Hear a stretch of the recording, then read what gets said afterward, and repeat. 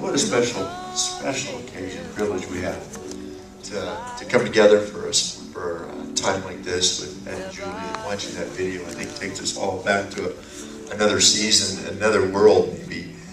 I was thinking that I think we should make sure we turn off all of our cell phones. And I thought of something. 25 years ago, there was no cell phones. There was no such thing as a cell phone 25 years ago. Then I started thinking, there was no internet 25 years ago when we went through this the first time.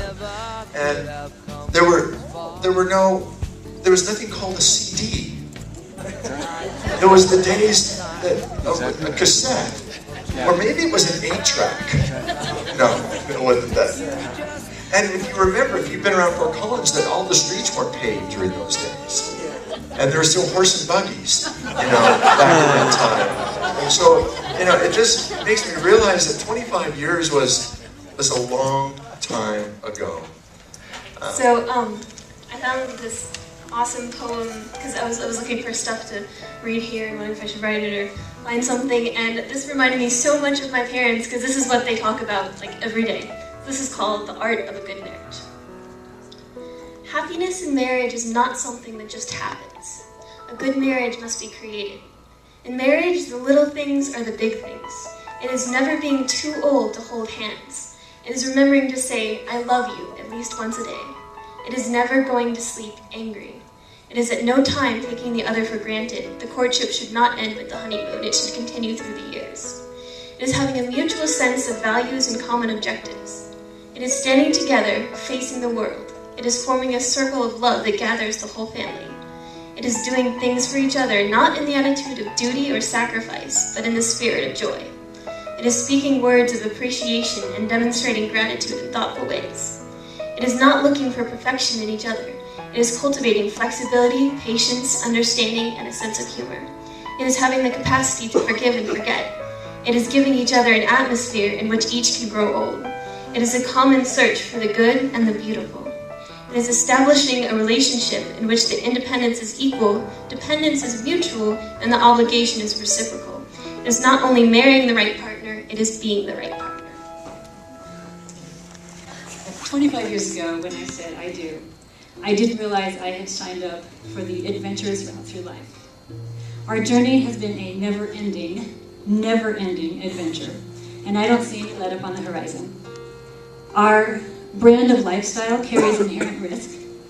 There's been poor decisions, stress, various troubles, unrealistic expectations, and they have threatened our relationship. There are times we have let each other down. But because of our faith in something bigger than ourselves, we have overcome. I'm supposed to be crying, not him. Okay, so because of something, we believe in something bigger than ourselves, we have overcome. Not only that, but we have come too far and we know too much about marriage to actually kiss ours goodbye. That 18 months helped. So Ed, I'll take the good times, I'll take the bad times, I'll take you just the way you are. I'm not done yet, Keep crying. Somebody get a tissue, would you?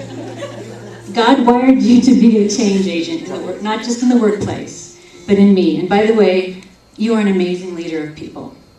And I marvel at how you have matured in your career and in stature and in the world of healthcare. That said, I appreciate our differences most of the time. And you live in a way that lifts me off the ground when I would prefer to keep at least 1 foot grounded. Without trying, you naturally push me out of my comfort zone. But please, don't try to push, because that's when trouble starts. It happens naturally. And I am grateful how God has used you to make me a stronger, better, and a non-complacent individual. God has used the good times, He's used the bad times, so I'll take you just the way you are. Oh, nice. Not done yet. I know you have a whole lot. I know you have struggled to let go of your ideal image of my purpose in life, my unfolding existence. And you probably thought I would always entertain you with piano music. And I initially think you thought I was going to work outside the home. but you have let go of all your expectations of me, and you have allowed God to transform me and to make me who He wants in His will. You even set aside your doubts and open your mind to my crazy adventures, like homeschooling and my decade of artistic endeavors, like painting the tables and texturing the walls when he wasn't around, and a few other things. But throughout all those years, you have provided outstandingly for our family. Thank you. Good times or bad times, I want you just the way you are. Almost there. I never know what to expect next, and I seriously never know what to expect next. But I believe in you. And I know, and I vow now to be your faithful cheerleader, to lift you up when you're down, to tango generously, and to follow you to whatever unfamiliar territory you lead us to in the future, which could be anywhere. So I promise from my heart, Ed, for the next 25 years and beyond, I'll take you just the way you are. I love you.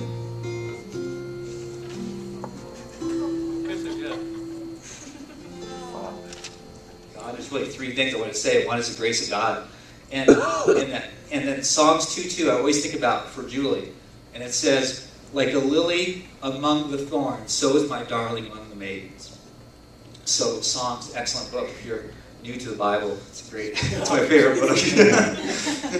So the second one is that my love for you has just grown and continues to grow.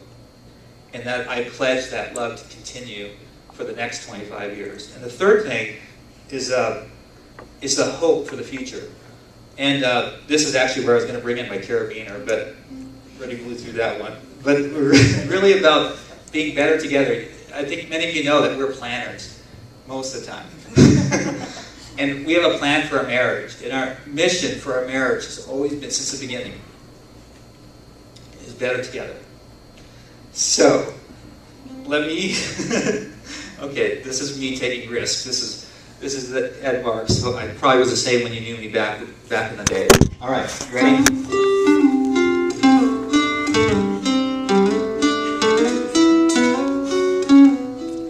There's no combination of word that I can put on a postcard, a song that I can sing, but I can try for your heart.